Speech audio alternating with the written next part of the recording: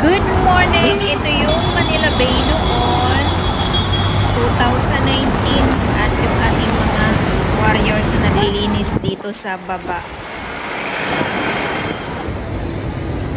So nandito naman tayo ngayon sa may taas.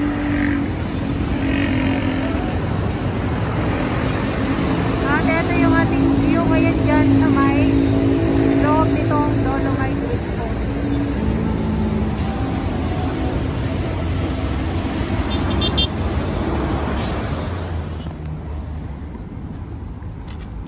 Good morning!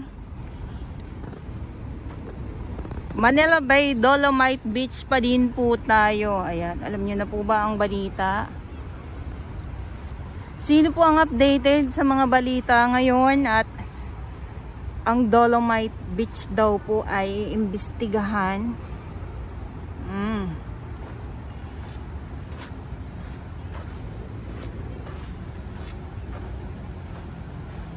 So ngayong araw,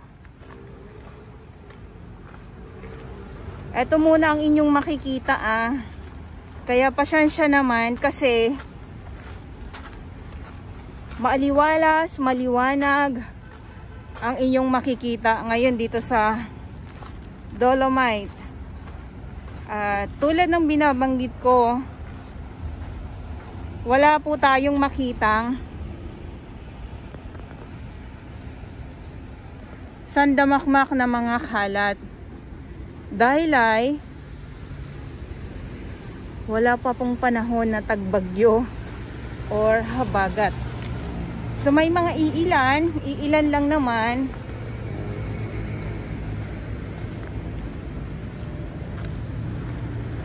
na mga kalat, pero inaagad naman po yan ng ating mga warriors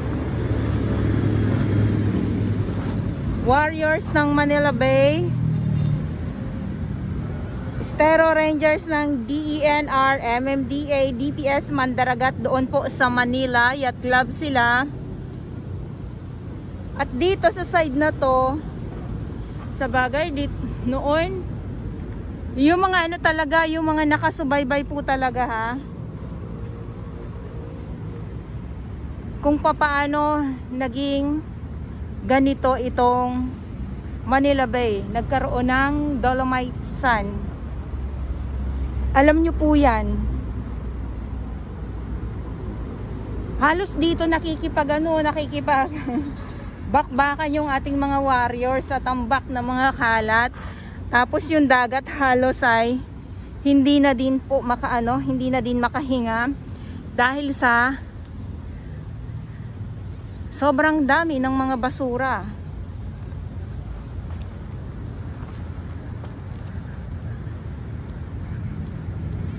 Na ngayon nga daw po, ang sabi ay paiimbestigahan daw po, sabi nga.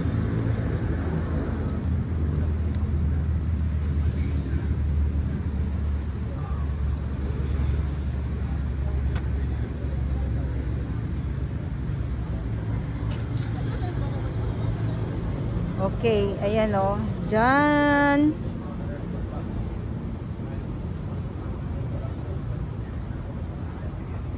Siyempre iba na yung view ngayon dahil ay meron na nga pong Dolomite Sun. Now, noon ay mga basura po ang inyong makikita.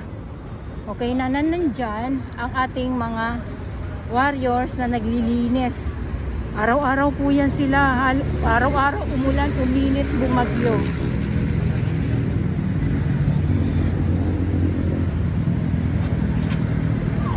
So sa ngayong umaga, ito yung ating mga namamasyal naman.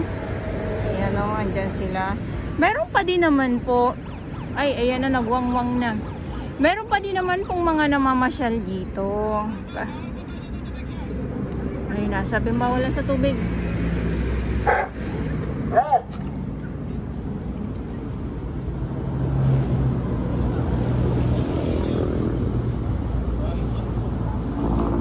Awan tayo dyan sir sa may baton. Dito lang tayo sa may buhangin po.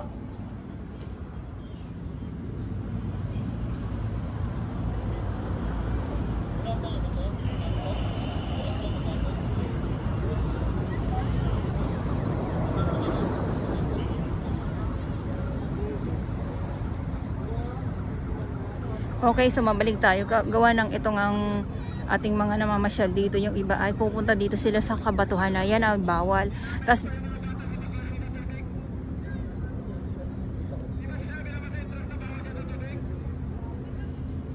Tapos dito naman, yung mga lumulusong nga po sa tubig na yun ay bawal po talaga. Kaya nga lang, syempre, may mga kababayan po tayo na hindi talaga nila maiwasan yung paglusong.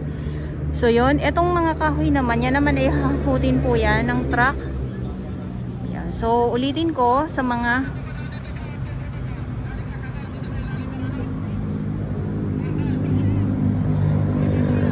aking mga viewers po, no, sabi nga nila ay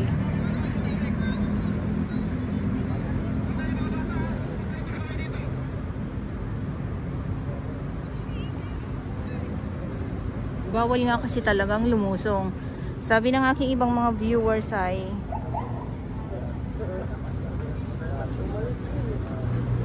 wala na daw po ang Dolomite Sand. Hindi na daw po sikat ang Dolomite Sand.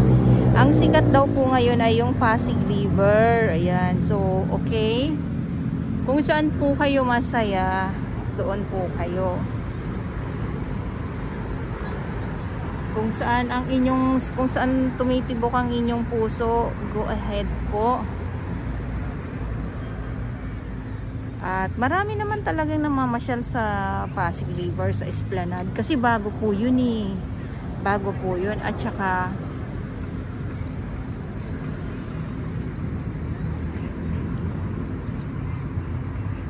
isa na din,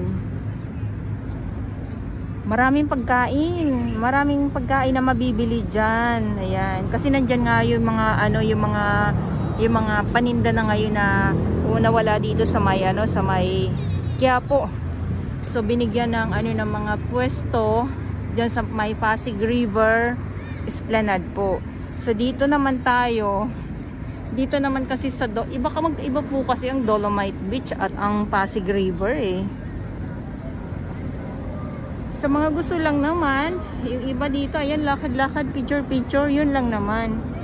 Ay, kung yung iba naman ay hindi nasisiyahan dito, wala naman po kasi tayong sapilitan. Yun yung lagi kong sinasabi na kung saan ka masaya, di doon. Okay? So, ngayon kasi muna, ako po kasi dito po muna ako sa Dolomite Beach po. Nasa ngayon meron pa din naman mga tao, pero hindi nga lang ganun ka dami. Bakit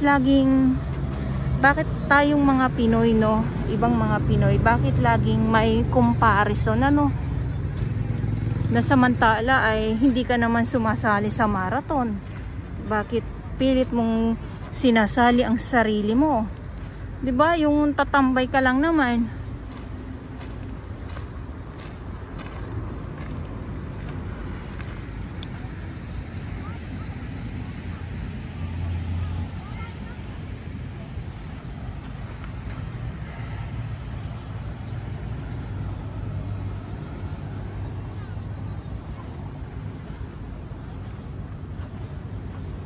Sarap lang dito maglakad-lakad. Upo-upo lang.